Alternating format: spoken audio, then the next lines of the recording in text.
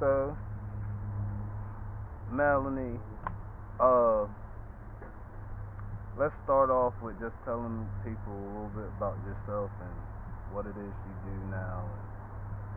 Hi, I'm Melanie. I live in the Outer Banks, North Carolina. I am a mother of 3 little girls. They are 8, 7, and almost 6. I was a nurse for 10 years in high-risk obstetrics, ICU, and hospice. I'm now an artist, an art teacher, a musician, a lead singer in a band, and living my best life. So, thank you.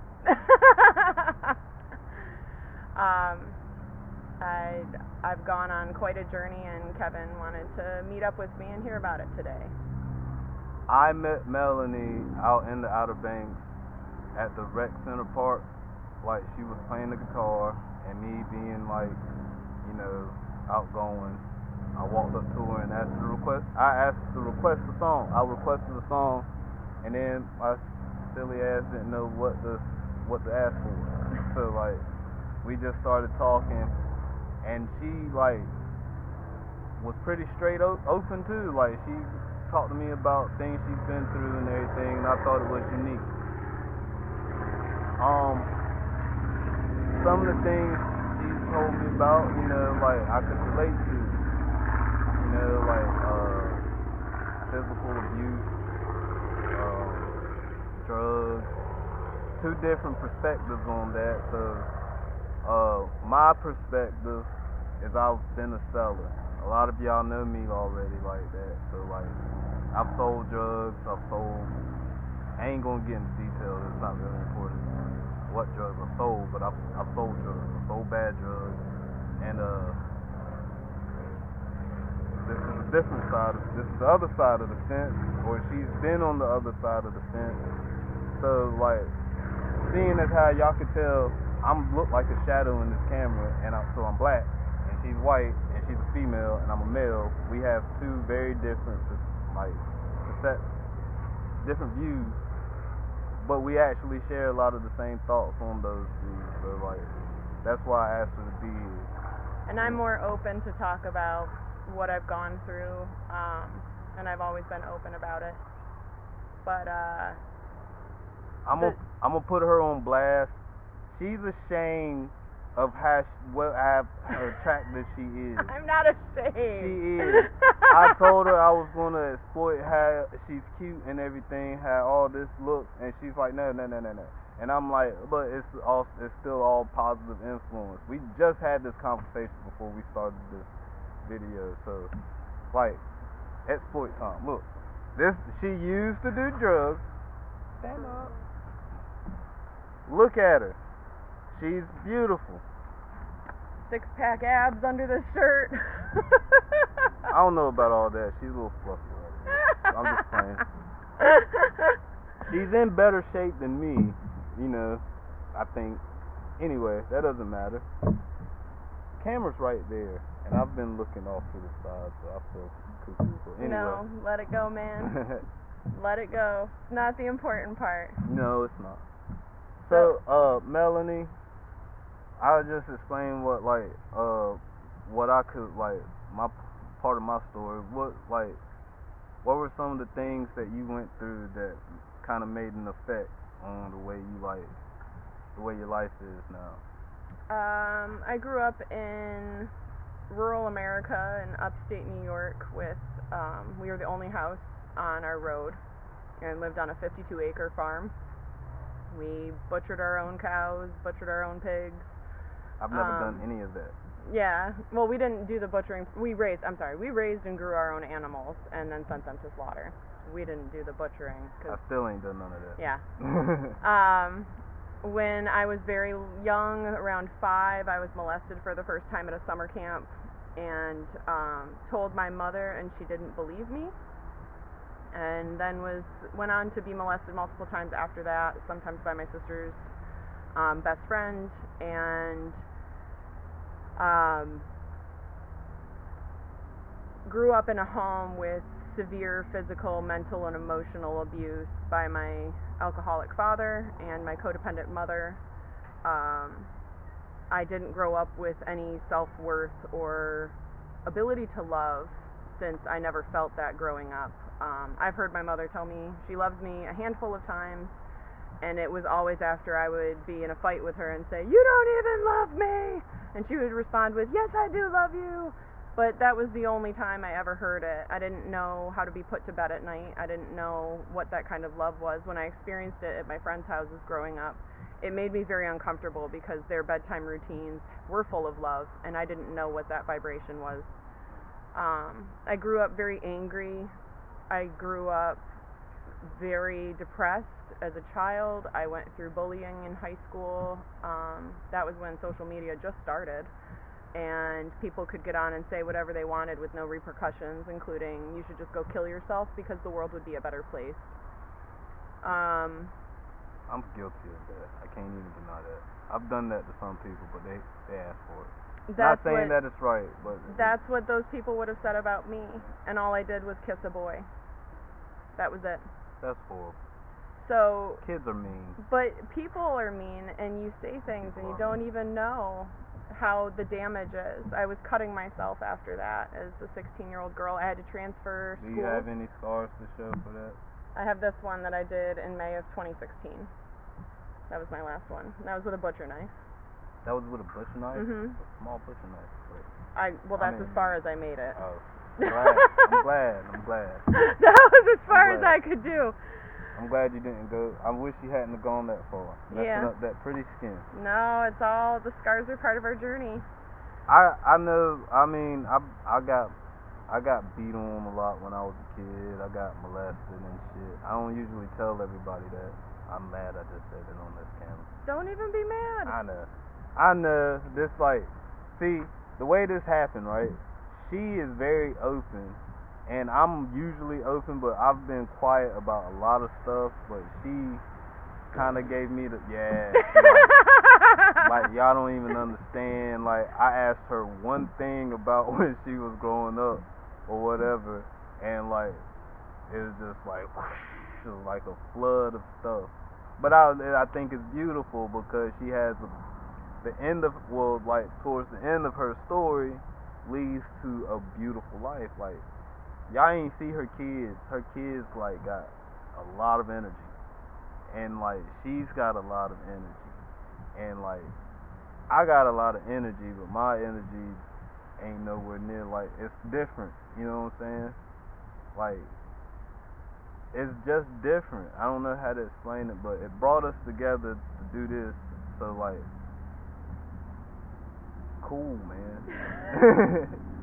I had actually gotten the message several days before meeting you that I was supposed to share my story, and I said to the universe or God or whatever higher power you believe in, if you want me to share my story, provide a platform to do it, but I'm not going to try to put myself out there anymore. I'm not going to work for it anymore. If you want it to happen, make it happen. And then here comes my black ass popping up out of nowhere asking for some damn music. She don't know me for nothing. Nope. But when I asked to request a song, she said sure. And I was like, okay. The funny thing about that is, a year ago, I wouldn't have been in a park playing that guitar because I would have been too scared. Hey, I don't blame you. Shit. A week ago, I wouldn't have been here talking about all this stuff to all these people. Exactly. You know, I grew up thinking that, you know, if you need to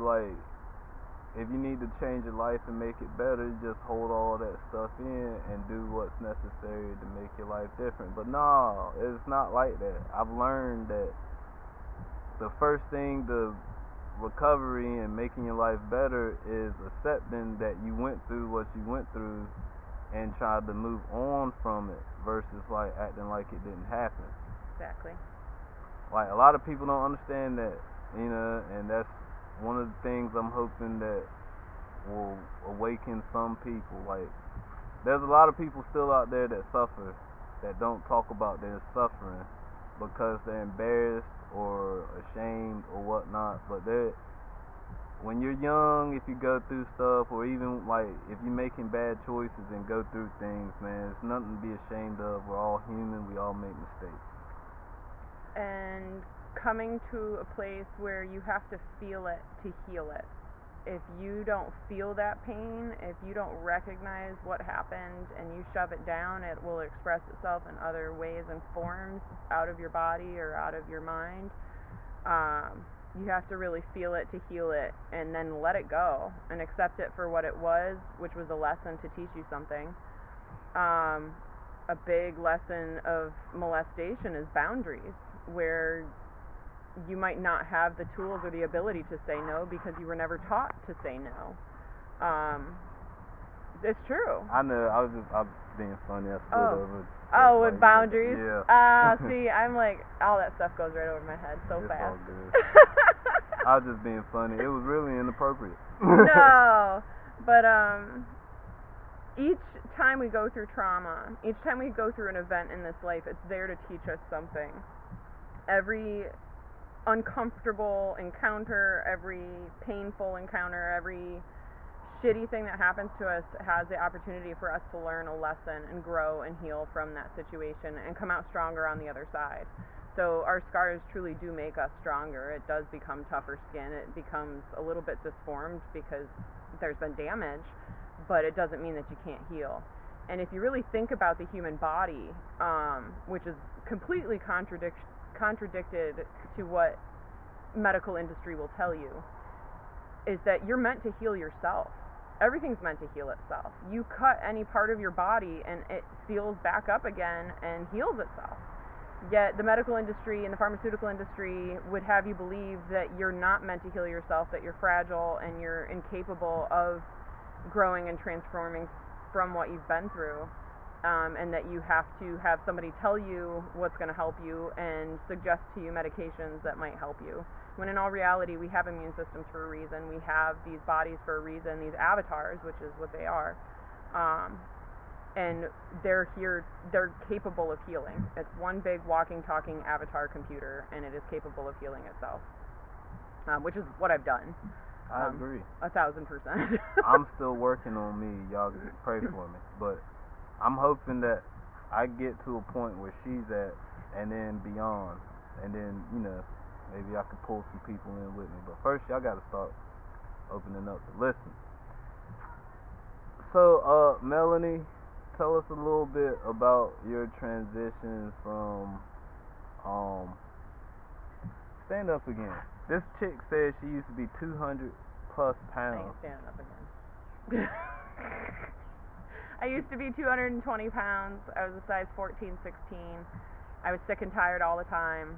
I was addicted to IV opioids that I would secure from my job. And as well as my dad, I stole his pills. I'd steal anybody's pills. It didn't matter if it had Vicodin, Percocet, or OxyContin in the name. It was going in my pocket.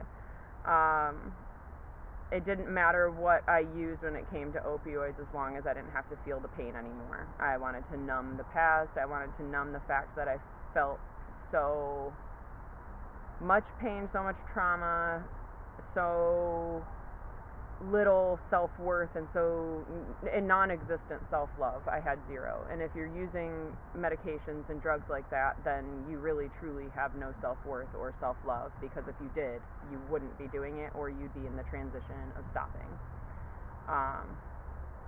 Now, I don't mean to cut you off. No, you're fine. This is important because I've had a couple arguments on my Facebook about people talking about users. One of them was a friend of mine actually said something about if you use heroin or any other hard drugs to unfriend him and delete him or something like that, and I reprimanded him for that because I ain't like it. And y'all know me, if I don't like something, I speak on it. Mm-hmm. I shouldn't do that, but if I see something. No, John Lewis, who just passed away, who was a big activist in the civil rights movement, wrote an essay about that in the New York Times, actually, which was released today on his funeral. Really? Yep. And he talked about when you see something happen and you see something not consistent with love and kindness, You need to speak up and act on it because we're in a time where it could go either way. Yeah, that's true. So the people that stay silent are the ones that watch the 6 million Jews go into the Holocaust. I mean, that's truly where it stands. And when we're not speaking up, you're just as guilty to be silent. In some cases. In almost all of them, but yeah. You condone the behavior by not speaking out against it, and that's why oppression and slavery has existed for so long and still exists today. True. Fact. Modern day slavery. Sugarcane. Yeah. I had no idea. Sugarcane is modern day slavery, and people are living on sugarcane plantations. They still call it that, by the way. And they live in one-room shacks, and they never leave the sugarcane plantation, and they never know anything exists beyond the sugarcane plantation for them.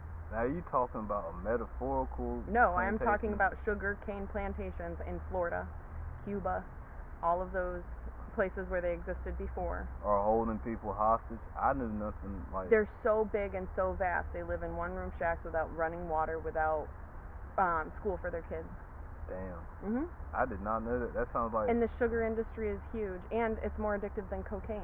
But nobody tells you those things.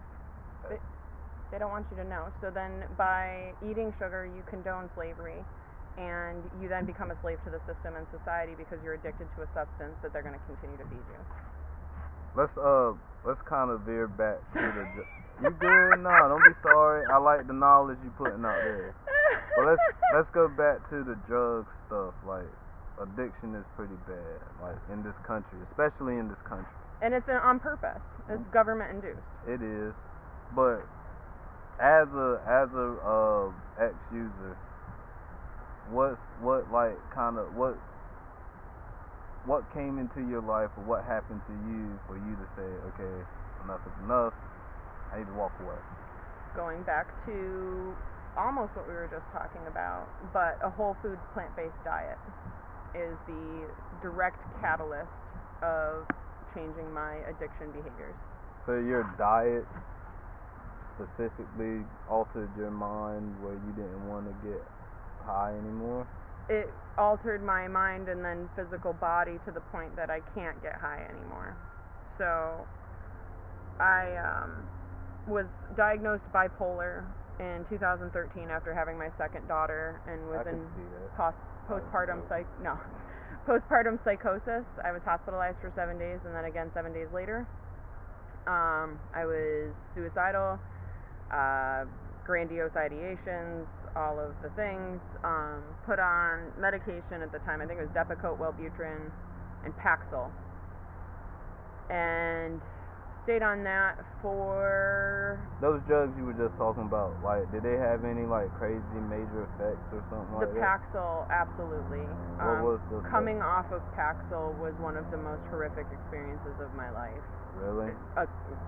Side by side to opioid withdrawal. Now, the reason I asked that is because, like, you look at mainstream society, the masses always talking about addiction and drug use, but pharmacies, hospitals, and all these type of places are the main ones creating and distributing all these drugs. So, like, how are they critiquing the same drugs they created? That's why I wanted to put that out there. I feel like the best way of healing is natural healing. Like, everything that they make in the pills and capsules comes from something of nature anyway. So, like, using by the it as time natural they're in a pill, it's not nature anymore. Exactly. That's what I was just saying. Yeah. Like, you can use these things that you find in nature naturally, and your body adapts to it better. So, like, you know, that's why I was getting that. Yeah, no worries. But I didn't mean to cut you off. No. After getting stable on the meds, I then went back off meds because we unexpectedly got pregnant with our third child. She was a whoops baby. I then went through full-blown IV drug addiction with our third child while I was pregnant, as well as breastfeeding her. She quit breastfeeding because of my drug addiction. That's actually pretty deep, though. Yep. I judged a woman in labor once that came in high on crack cocaine when I worked at Duke Hospital in Durham, North Carolina. And she was having her 9th child that she was giving up to foster care. was accompanied by her, I don't, is pimp a, like, is that, I mean, it was her pimp, but I don't know if that's a politically correct term. Pimp? Pampas? Her sexual trafficker, like the guy that ruled her. That would be a pimp. Yeah, so she was accompanied by her pimp, and I judged her so hard, and I said, how could someone ever do that to their child? How dare they use drugs while breastfeed or while pregnant, and how could they fuck up someone else's life like that for their personal choices? And my karma in that was to go through that, and so I became the pregnant, breastfeeding IV drug addict. Once I had her, I went back on medication, and when we moved from Seattle to upstate New York, I then started to go through some really bad psychosis issues. I couldn't find hospitalization to even get admitted. 60-mile radius, there were no beds for mental health. I witnessed a horrific car accident with a woman burning alive in her car, trying to save her, and I couldn't save her, and she died. Oh man. Sorry to hear that. That's okay, but it was a post-traumatic stress catalyst that sent me reeling to the point I couldn't work anymore. I was the sole breadwinner of her family, so I did make over $100,000 a year as a travel nurse. However, once I couldn't work anymore, I couldn't even stay home to take care of the kids. I didn't come out of my bedroom for 5 days at a time.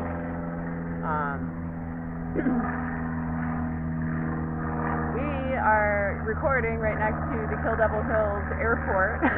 We are. So we'll just patiently await that plane to pass by. Okay, before you finish your story, I want to ask you something. I'm going to pause it real quick. So, back to psychosis in my bedroom for 5 days at a time, unable to take care of my children, unable to go to work. We then fell into bankruptcy mode. We lost, both of our cars were repossessed. Chris had to work under the table for a liquor store so that we could buy groceries because the money from the government wasn't enough. He also sold drugs at the time because the money from the government wasn't enough. When is it ever? No, yep. And so, in January of 2016, I began researching the effects of diet and nutrition in mental health, and I started finding studies from Canada talking about pigs going through psychosis similar to bipolar in humans. And once their nutrition was regulated, they stopped having these mental health episodes where they would become very manic or they would be depressed and stopped eating.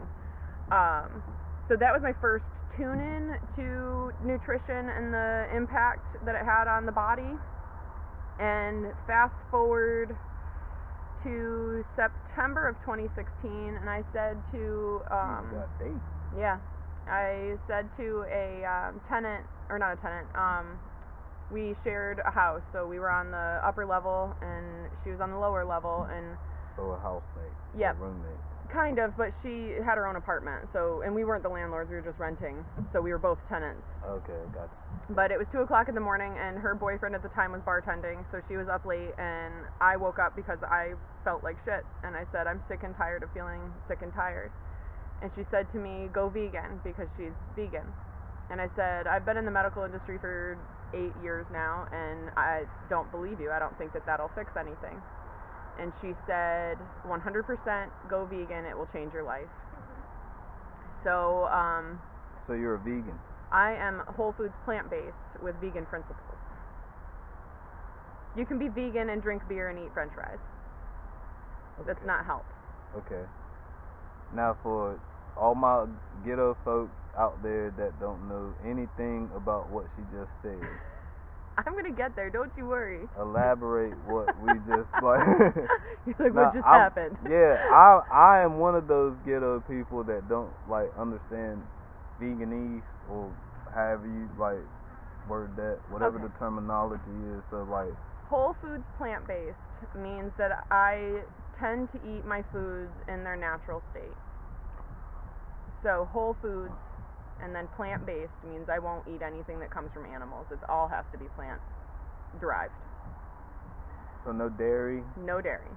No, okay. No dairy, no meat, no eggs, no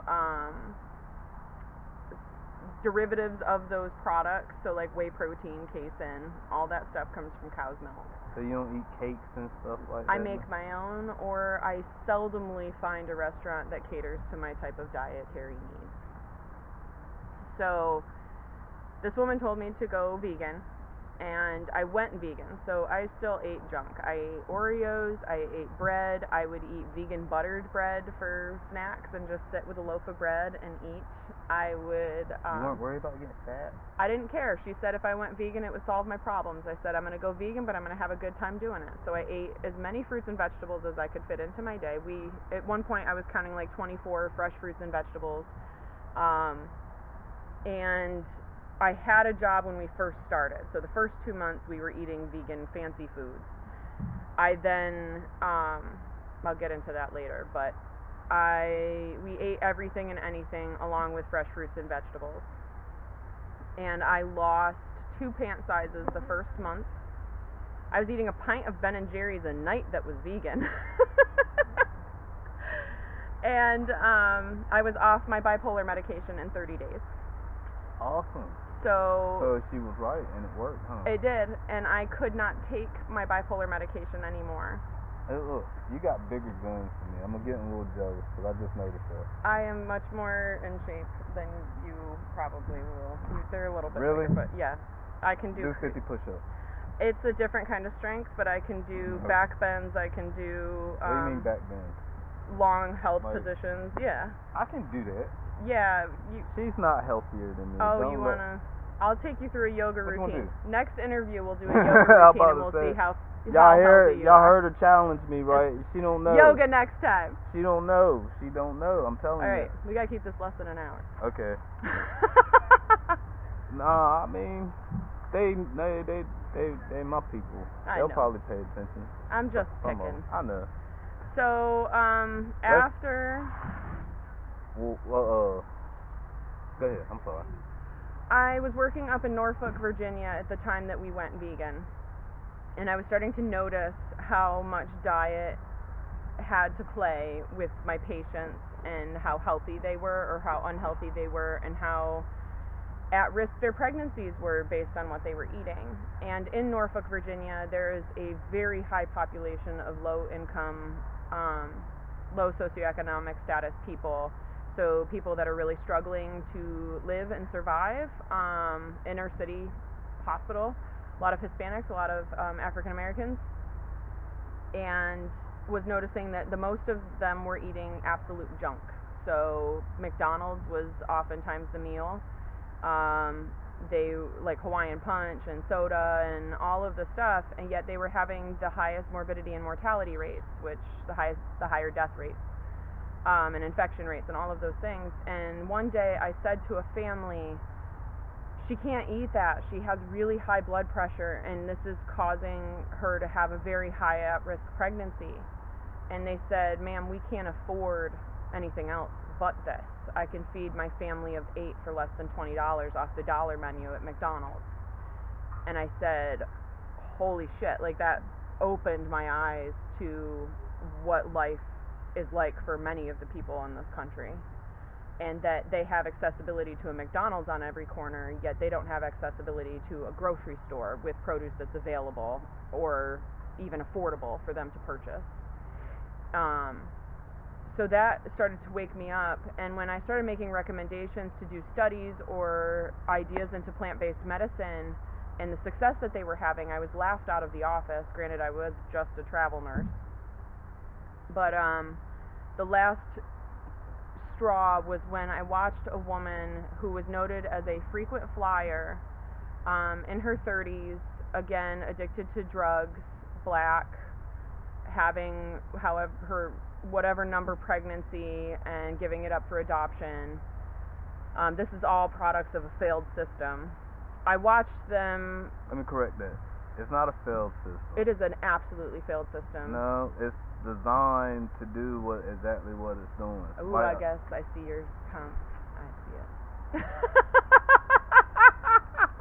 it. I had to cut her off because like that's something that society doesn't understand. The system was created by a nation of people that felt superior and wanted to suppress the rest of the nations. So they are doing exactly what they mean. They're cutting those other nations off, sitting them somewhere away from them, and giving them cheap, unhealthy shit while they sit over here living lavishly. That's the way it is. It's been like that. It's going to continue like that until we see more of this. Yep. And so, I guess the working system that is truly working to where it's supposed to be, I watched those physicians and those nurses stand around that bed and act as if that woman's life and the life of her baby did not matter. That baby, she was seizing, so she was having seizures, and the baby's heartbeat was in the 50s and 60s for 8 minutes. Oh, wow. And they stood there at the bedside and watched it happen. And at that point, I was screaming through the hallway, if that was my body in that bed as a white woman, I would have been in the OR 5 minutes ago. And you're just watching it happen.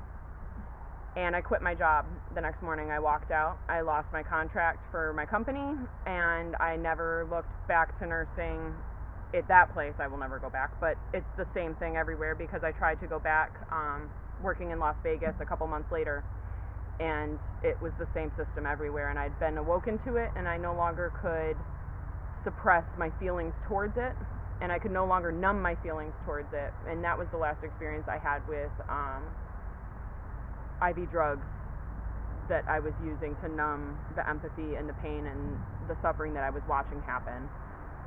The medical industry is one big fucking medical experiment to this point, and everything basically that deals with important resources is government mandated, and y'all know how I feel about the government. I just said so. But the working system. Yeah.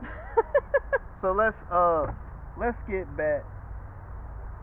Well, I wanna try to give some people some positive stuff. So to a young female that is going through what you went through, or to anybody that's going, that bird just wigged out. Yeah, it just flew right past me.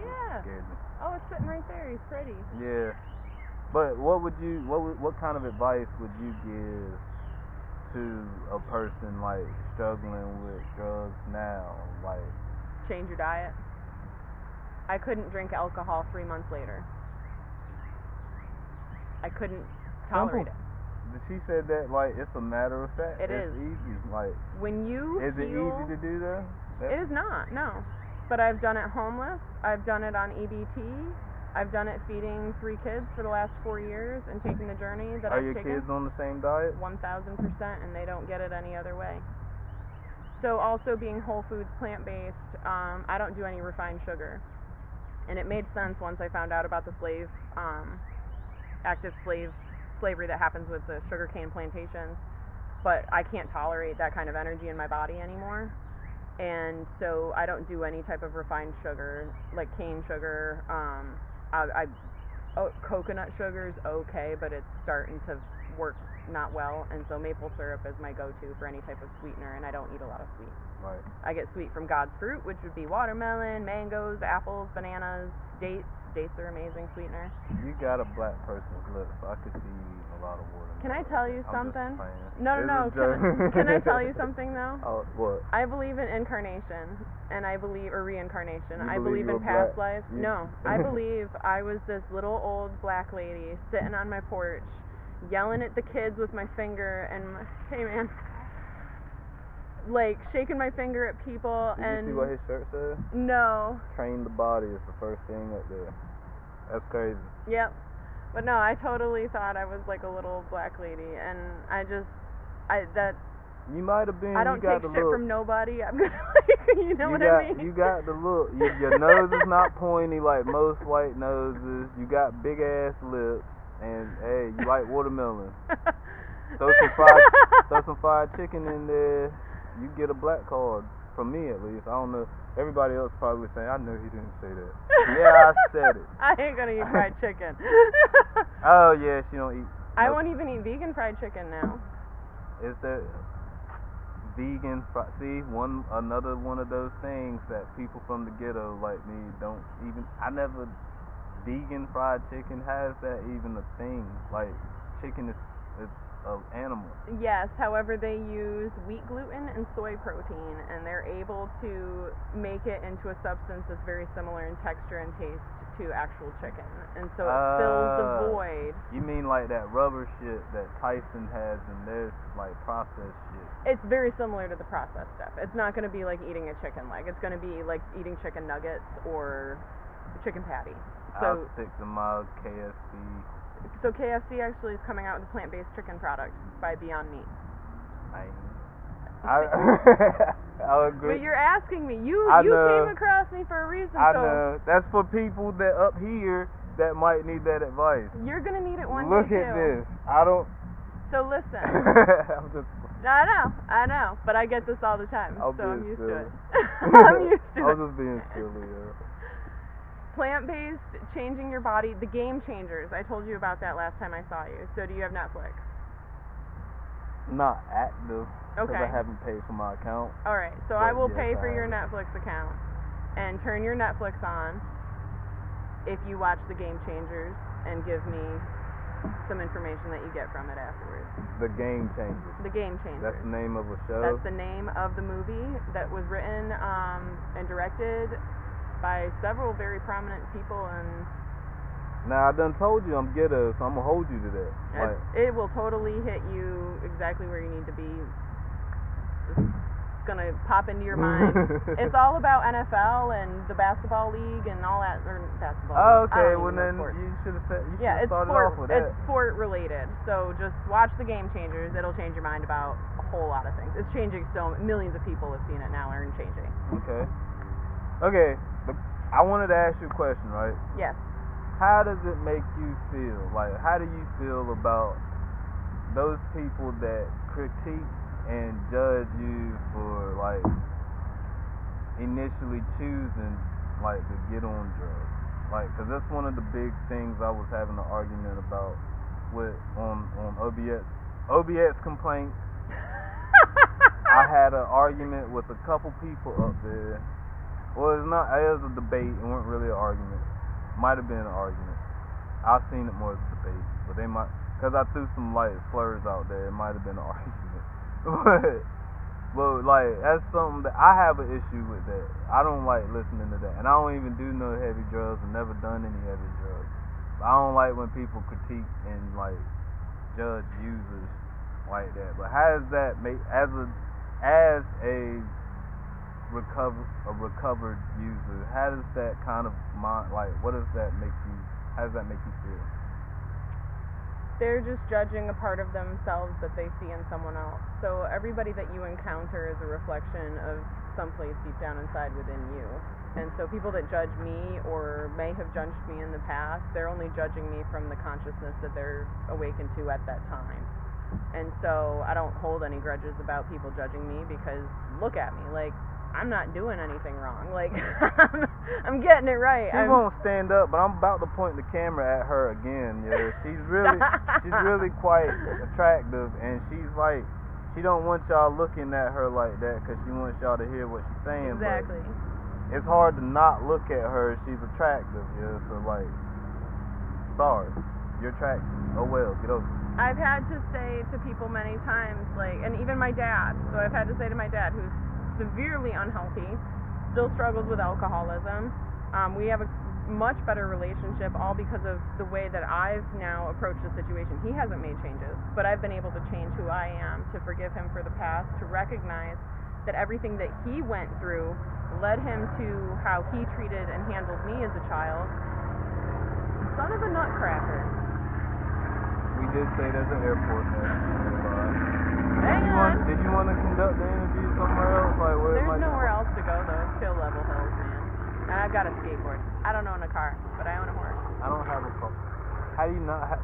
I'd rather pay the car payment so that the horse can stay retired and not have to move and live its best life. So but you say you have a horse and don't have a car.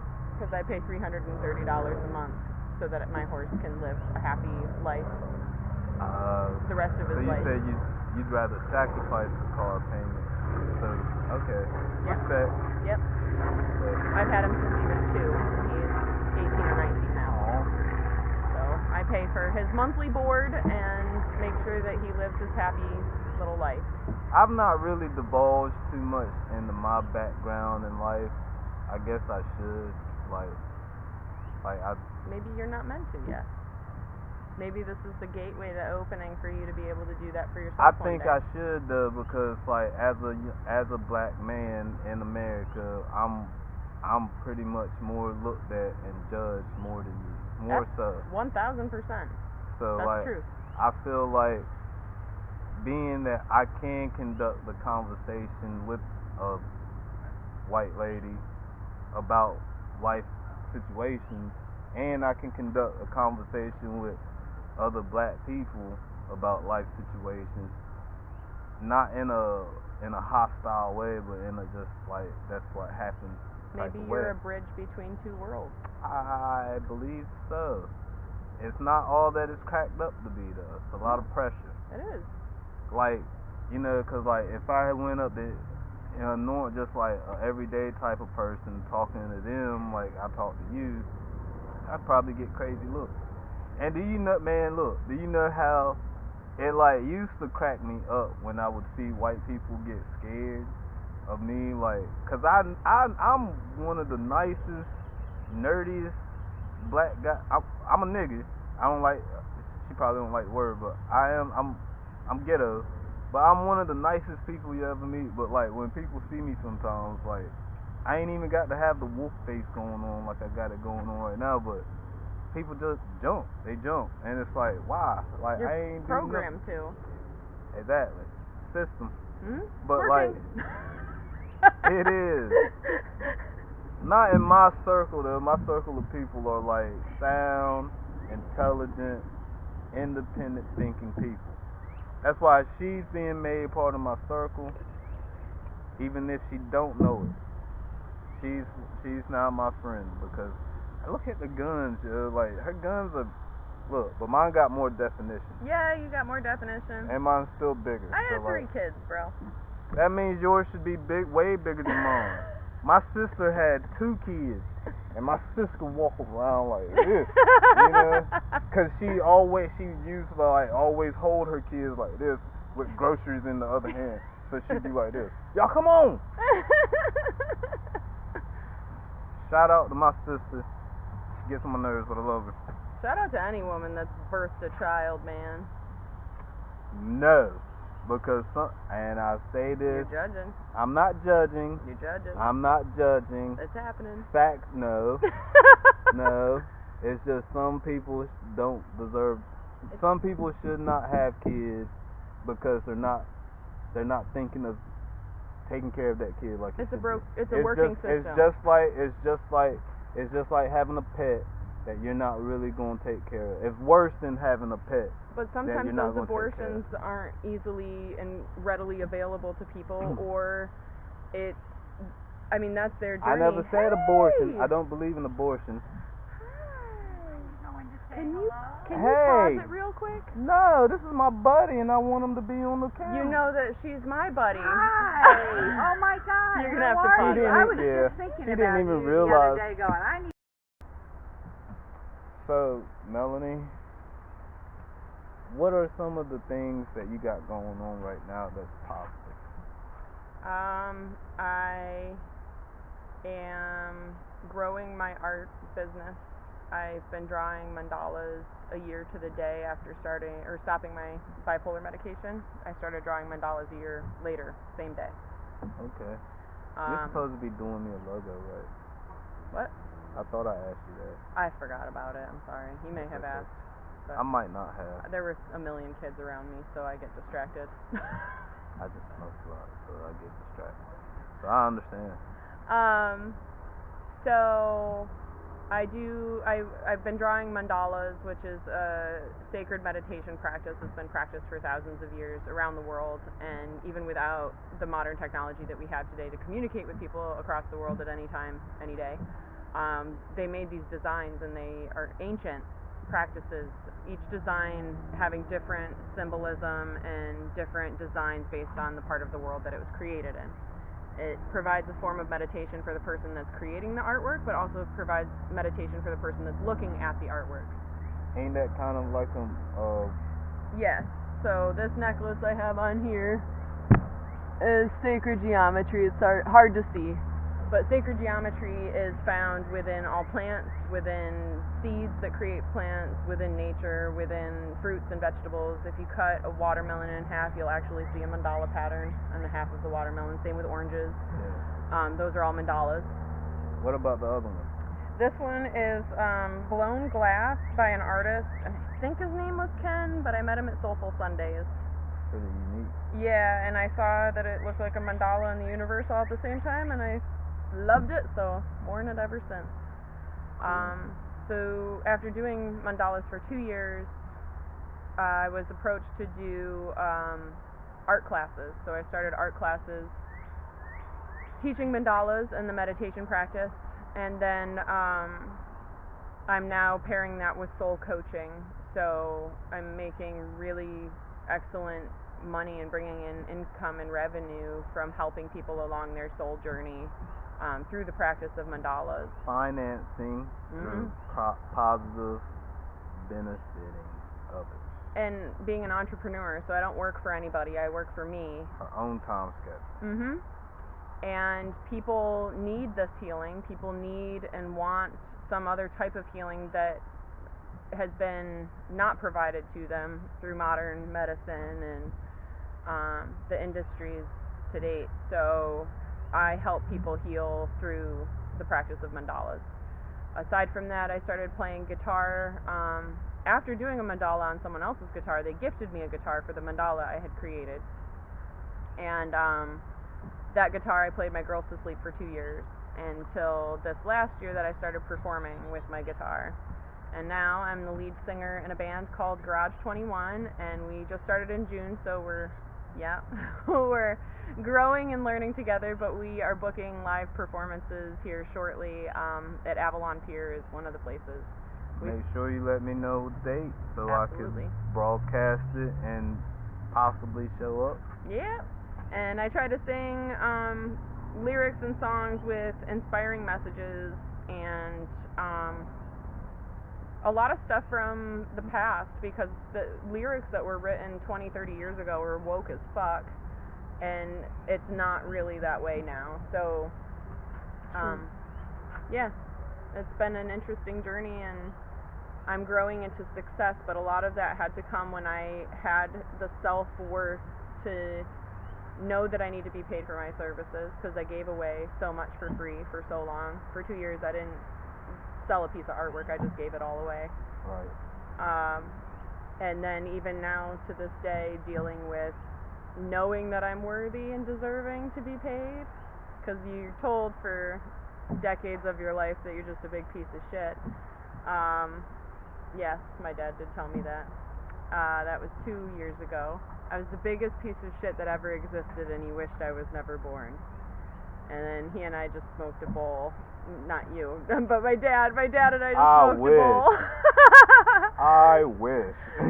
We just smoked a bowl a week ago and went into depth and really found love for each other again. So life is what you make it, and it's all about focusing on the present moment. It's all about focusing on finding gratitude for what you've been given now, finding gratitude in the very small things that you might have, because I was homeless with 3 little girls living in a basement apartment, which wasn't a finished apartment, didn't have a kitchen, and we eat a whole foods plant-based diet that I have to cook. So finding gratitude at that time was, wow, I'm grateful I have more running water in a bathroom sink to wash dishes. Hey, that counts though. Like that little bit of appreciation for what you do have. Yep. Versus concern over what you don't have. That's what I believe that higher power is looking for. Yep. So we got 10 minutes and a couple odd seconds before we reach an hour. I'm gonna sum up everything you just said, right?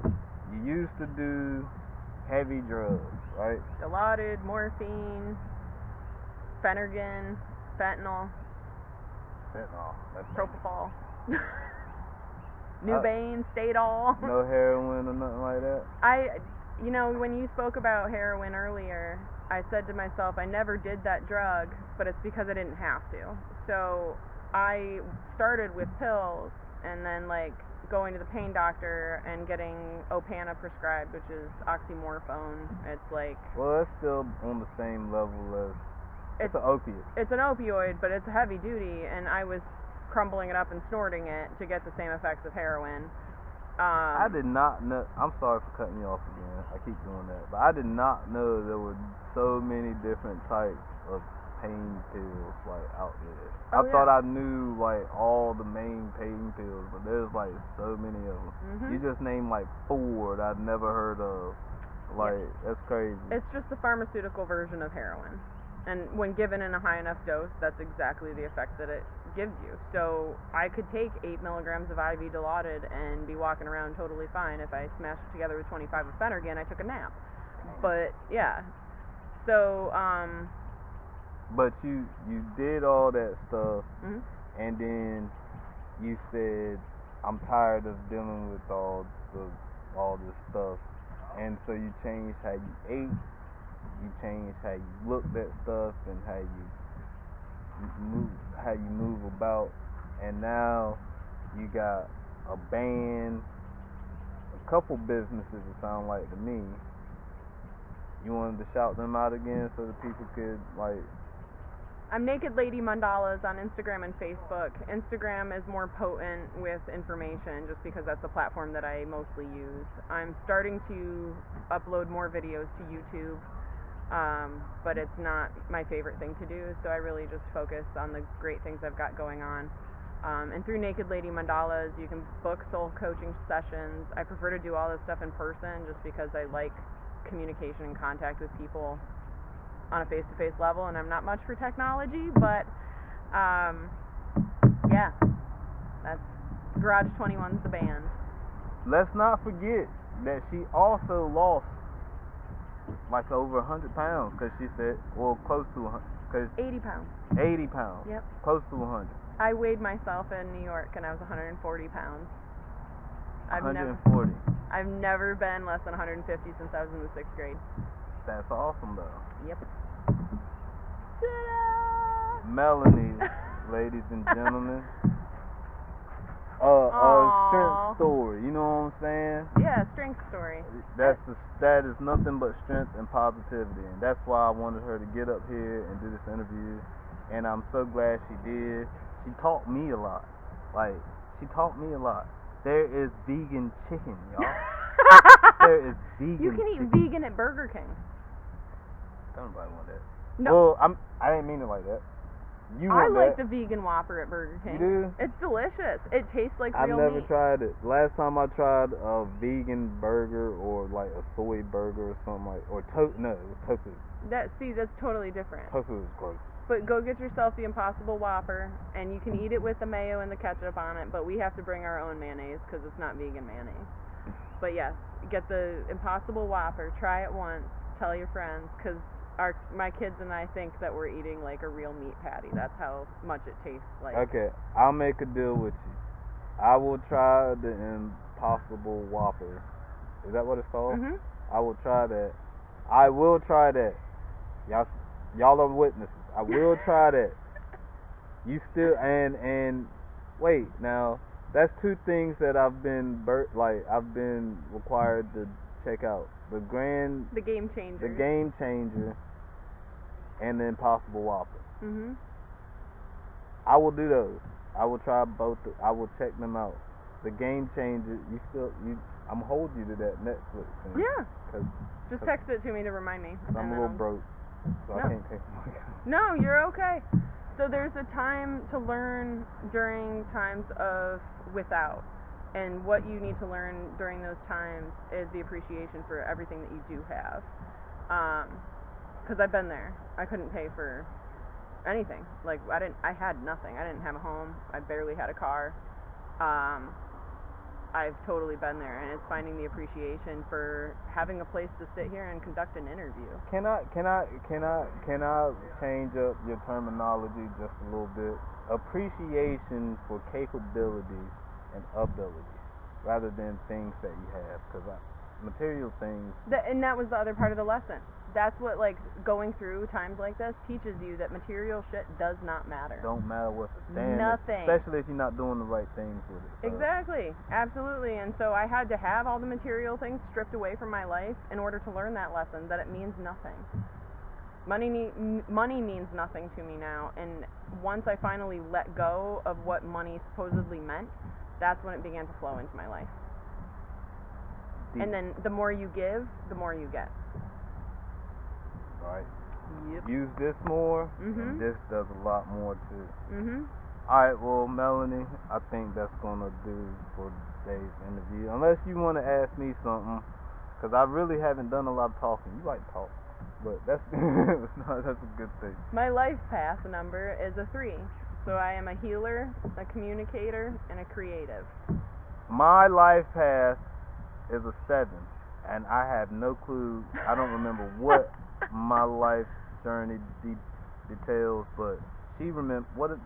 I believe it had to do with like lifting others up and going deep into like the spiritual journey and being more on the page of like writing and interviewing and stuff like that. Like that was more the life path 7 from what I remember. But Makes sense. Yep. All you do to get your life path number is you add up the days of your birthday. So my birthday is 8/26, which is another 8. So 2 plus 6 is 8. So 8 plus 8 is 16. And then 1985 is 1 plus 9 is 10, plus 8 is 18, plus 5 is 23. 2 plus 3 equals 5. So 8 plus 8 is 16, plus 5 is 21. 2 plus 1 equals 3. These last 4 minutes is going to be her explaining that one more time. Your birthday added up. Mhm. Like, And so each number is added against a number. So mine until you is, get one number. Mine is my birthday is 2/20/1983. So 2 is February, plus 2 is the second date, or it's 20, but there you don't add the 0. So 2 plus 2. 2 plus 2 is Plus 4. Is 4. Plus 1 is 5. Where did 1 come from? 19. Okay. So we're now to 1982, you said? 83. 83. Trying to make me older. So 2 plus 2 is 4, plus 1 is 5, plus 9 is 14, plus 8 is 22. Plus 3 is 25. And then 2 plus 5 is 7. Yeah, did you get that? If not, not, I will. rewind. Yeah. Exactly. Go back to minute 55. Yep.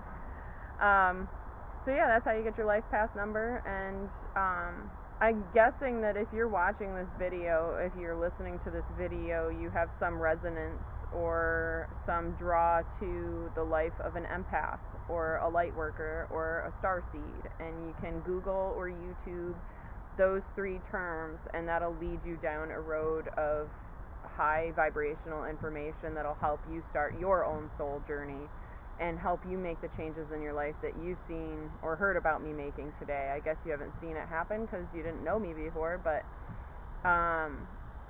or since we're talking to people on my Facebook, smoke a blunt and watch this video.